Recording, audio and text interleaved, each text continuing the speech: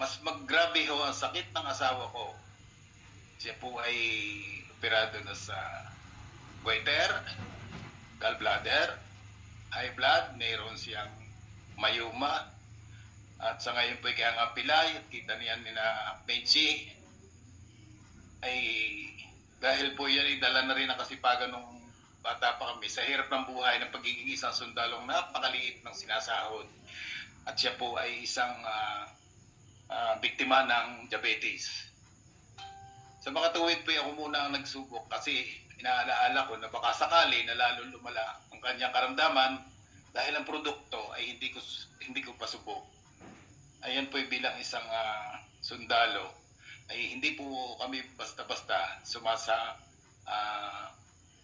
nasa lakay o napunta sa laban ng hindi po nasusurveillance ang area. Kaya ganun din po ang aking naging patakaran dito sa pagkasapi dito sa ating napakagandang produkto na Hyper.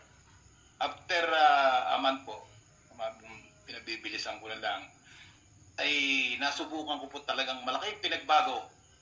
Ang feeling ko po, yung pagkakaumaga, siyempre ako po na may laging nasa lupa, nagtatabas kung ano-anong trabaho, at ako hindi huminto sa bahay.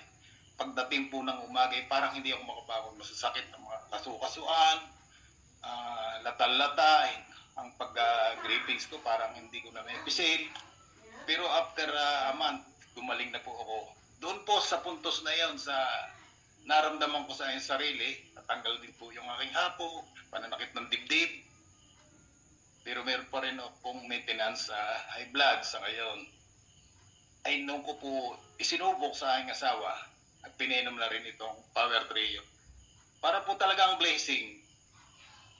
Kasi ang misis ko yan is walang lipat taon lagi ng na-hospital dahil nga po sa marami niyang karamdaman.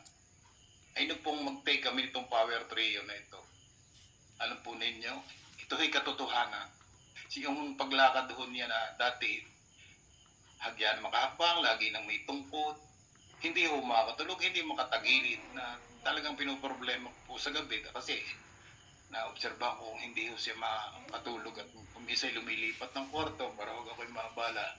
Pero dahil po sa Power Trio, ito po ay talagang tunay na blessing na galing sa itaas, ay siya po ay malakas na. Pero hindi pa rin naman po tinatanggal itong kanyang mga maintenance sapagkat doktor lamang naman po pwedeng mag-alis dito. Ang kagandahan lang po, itong huli na, itong pangalawang linggo ng January, nagpa-laboratory